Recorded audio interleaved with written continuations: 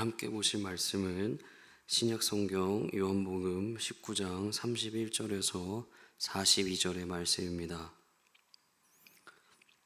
오늘 함께 보실 말씀은 신약성경 요한복음 19장 31절에서 42절의 말씀입니다.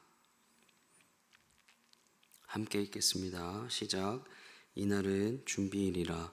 유대인들은 그 안식일이 큰 날이므로 그 안식일의 시체들을 십자가에 두지 아니하려 하여 빌라도에게 그들의 다리를 꺾어 시체를 치워달라 하니, 군인들이 가서 예수와 함께 못 박힌 첫째 사람과 또 그 다른 사람의 다리를 꺾고 예수께 이르러서는 이미 죽으신 것을 보고 다리를 꺾지 아니하고, 그 중 한 군인이 창으로 옆구리를 찌르니 곧 피와 물이 나오더라. 이를 본 자가 증언하였으니 그 증언이 참이라. 그가 자기의 말하는 것이 참인 줄 알고 너희로 믿게 하려 함이니라. 이 일이 일어난 것은 그 뼈가 하나도 꺾이지 아니하리라 한 성경을 응하게 하려 함이라. 또 다른 성경에 그들이 그 찌른 자를 보리라 하였느니라. 아리마대 사람 요셉은 예수의 제자이나 유대인이 두려워 그것을 숨기더니 이 일 후에 빌라도에게 예수의 시체를 가져가기를 구하매 빌라도가 허락하는지라. 이에 가서 예수의 시체를 가져가니라. 일찍이 예수께 밤에 찾아왔던 니고데모도 모략과 침향 섞은 것을 100리트라쯤 가지고 온지라. 이에 예수의 시체를 가져다가 유대인의 장례법대로 그 향품과 함께 세마포로 쌌더라. 예수께서 십자가에 못 박히신 곳에 동산이 있고 동산 안에 아직 사람을 장사한 일이 없는 새 무덤이 있는지라. 이날은 유대인의 준비일이요 또 무덤이 가까운 고로 예수를 거기 두니라. 아멘. 오늘 말씀은 이제 예수님이 십자가에 달리시고 난 뒤의 일입니다. 저는 오늘 본문을 통해서 세 부류의 사람을 보려고 합니다. 그리고 그 세 부류의 사람을 통해서 또 누가 제자인가, 어떤 사람이 진짜 제자인가를 묵상하였습니다. 오늘 본문에는 시기가 나옵니다. 때가 나옵니다. 31절 상반절을 세 번역에는 이렇게 쓰여 있습니다.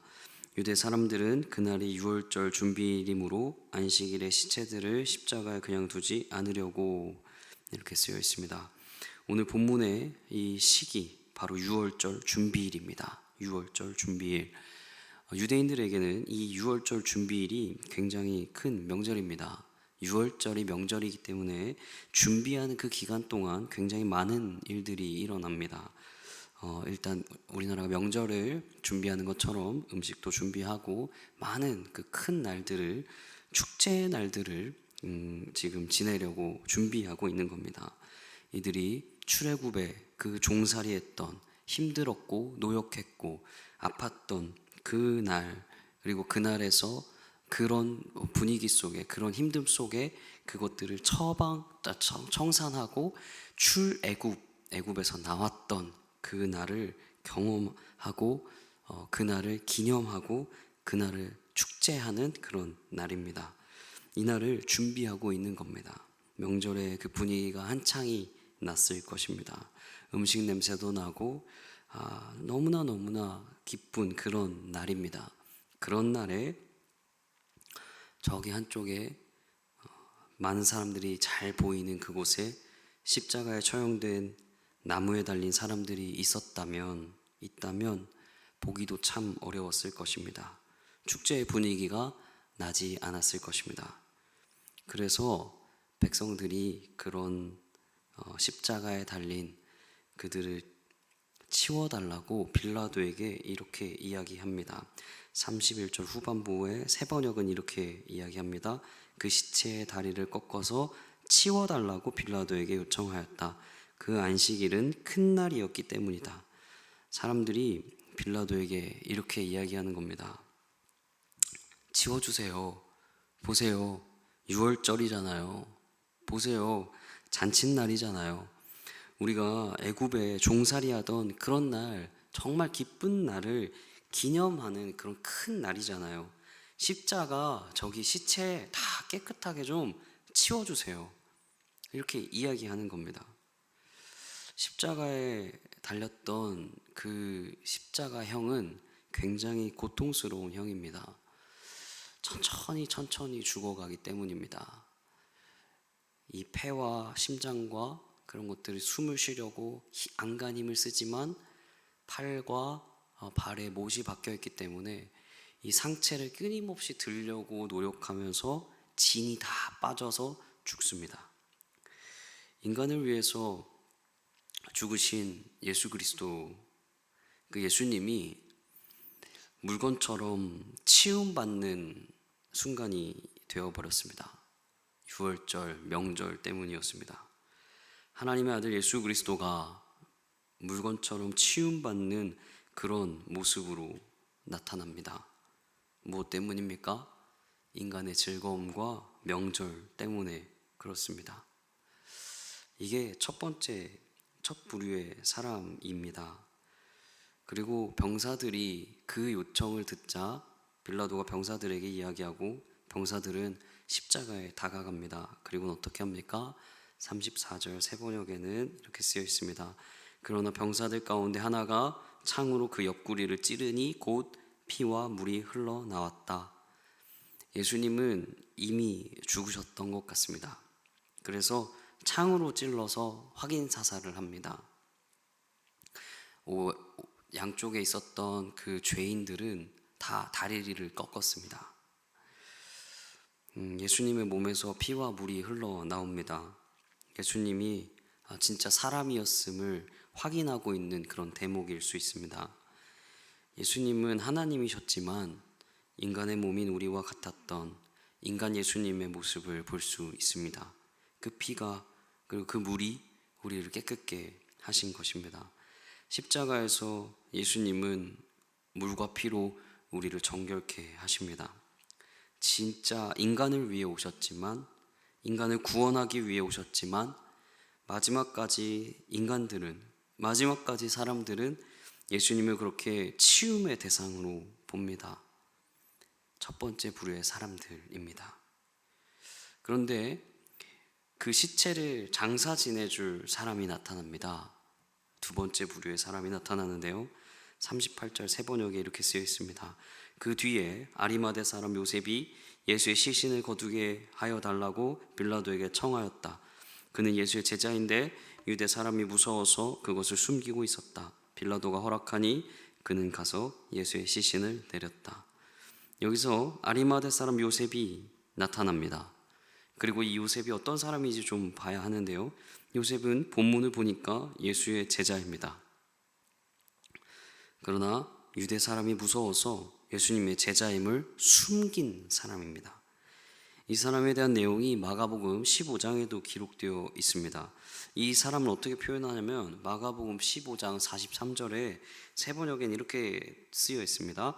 그는 명망 있는 의원이고 하나님의 나라를 기다리는 사람인데 이 사람이 대담하게 빌라도에게 가서 예수의 시신을 내어달라고 청하였다. 여러분 여기 보면 의원이고 명망 있는 이름 있는 그런 사람이었습니다. 지금으로 따지면 국회의원쯤 될 것입니다. 사내들인 공의회 의원이라고 표현이 되니까요. 국회의원. 그러나 예수의 제자, 하나님 나라를 기다리는 그런 숨어있던 신자, 예수님의 죽음을 바라보고만 있었던 그런 신자, 제자, 성도입니다. 여러분 왜 요셉이 바라보고만 있었나요? 국회의원의 직분이 박탈될까봐. 제자가 되고는 싶었지만 내 권위, 내 직분, 내 상황, 내 모든 것들이 없어질까 유대인들을 두려워했던 그런 사람, 이 숨어있던 그리고 권위 있었던 이 사람이 갑자기 나타나서 빌라도를 찾아가 시체를 달라고 요청하는 겁니다. 빌라도는 시체를 허락합니다. 빌라도 입장에서는 굉장히 기뻤을 것입니다. 혹은 내심 좋았을 것입니다. 빌라도는 예수님의 무죄를 알았던 사람이었습니다. 빌라도는 자신이 결정이 무죄라고 결정이 되었지만 백성들이 아닙니다, 죄 있습니다, 십자가 못 박아야 합니다 라고 이야기했기 때문에 빌라도는 자신의 결정이 무죄였음에도 죄 없는 그 예수님을 죽여야만 했던, 십자가에 달아야만 했던 그 마음을 가지고 있었을 것입니다.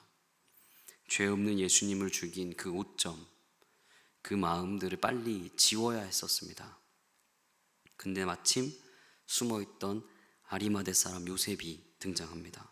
그리고 그 요셉의 요청에 시체를 가지고 가라고 허락합니다. 그리고 요셉이 등장하고 난 뒤에 또 어떤 사람이 등장합니까? 바로 니고데모가 등장합니다. 이전에 이 니고데모는 한밤중에 예수님을 찾아갔던 밤손님이었습니다. 이 니고데모도 유대인의 바리새파 사람, 유대인의 지도자였습니다. 그리고 유대인의 선생님이라고도 표현이 됩니다. 니고데모는 질문을 했던 사람입니다. 어떤 질문입니까? 어떻게 살아야 합니까? 당신이 참 하나님인 걸 아는데 어떻게 그렇게 살 수 있습니까? 라는 질문을 했던 사람이었습니다. 그리고 예수님은 하나님 나라에 대한 이야기를 해주었습니다. 이 니고데모는 예수님이 진짜 참 하나님인 줄 알았습니다. 그러나 따르지 못했습니다. 그도 숨어 있었습니다. 니고데모는 유대인들 중에 지도자, 바리새인이었습니다.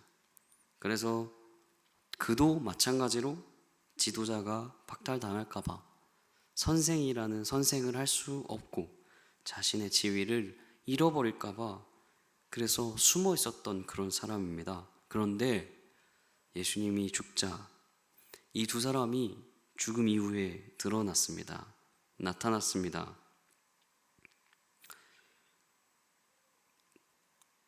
이상하지 않습니까? 정말 예수님을 따랐고 그 예수님을 무엇보다 사랑했던 제자들은 다 숨어 있는 것입니다. 여기서 두 번째, 세 번째 부류의 사람들이 나타납니다. 두 번째는 이 사람들입니다. 예수님 죽음 이후에 나타났던 제자라고 이야기하는 숨어 있던 사람들이고요.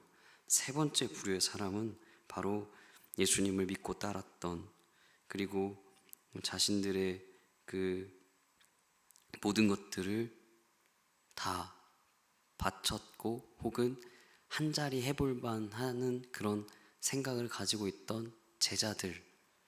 근데 예수님이 죽자 다 없어졌던 그 제자들의 모습. 그렇게 세 가지 부류의 사람들이 나옵니다. 죽음 이후에, 예수님 죽음 이후에 나타났던 그 사람들의 마음은 어떤 마음이었을까요? 아마 이런 마음이었을 것입니다. 양심을 따라서, 믿음 따라서 자신들의 지위, 자신들이 가진 권력들, 자신들의 모든 것이 없어질 각오를 하고 그들은 다시 예수님에게 나왔을 것입니다. 여러분, 누가 제자입니까? 숨어 있다가 나타난 사람이 제자입니까? 그런데 함께 하다가 숨어버린 사람이 제자입니까? 도대체 누가 제자입니까? 여기서 우리를 보았으면 좋겠습니다. 우리는 어떤 사람인가요? 세 부류의 사람이 나타납니다. 예수님을 그저 치워달라고 그냥 시체 취급했던 사람들, 자신들의 기쁨, 자신들만의 재미, 자신들의 명절, 그리고 예수님 자체에 대해선 그저 시체로만 관심 없었던 사람들이십니까? 혹은 예수님을 한때 믿었고 따랐고 다 포기하고 예수님 따랐지만 내 생각대로, 자신의 생각대로 그 예수 그리스도가 왕이 되지 못하고 오히려 십자가라고 범죄자라고 그래서 죽어버리니까, 십자가에 못 박히니까 떠나버린, 두려워서 숨어버린 제자들이십니까? 아니면 예수님 정말 믿고 싶었으나, 진짜 예수님을 따르고 싶었으나 지금 내가 가지고 있는 위치, 내 권위, 내 지위, 그것 때문에 망설이다가, 그것 때문에, 나의 부족 때문에, 나의 것들 때문에 망설이다가 양심의 가책으로, 믿음의 가책으로 지금이라도 예수님 죽음 이후에라도 모든 것을 걸고 예수님을 따랐던 그 제자들입니까? 우리는 어떤 사람입니까? 어떤 제자입니까? 우리 삶에 참된 제자가 되기를 너무나 소망합니다. 우리 이렇게 기도했으면 좋겠습니다.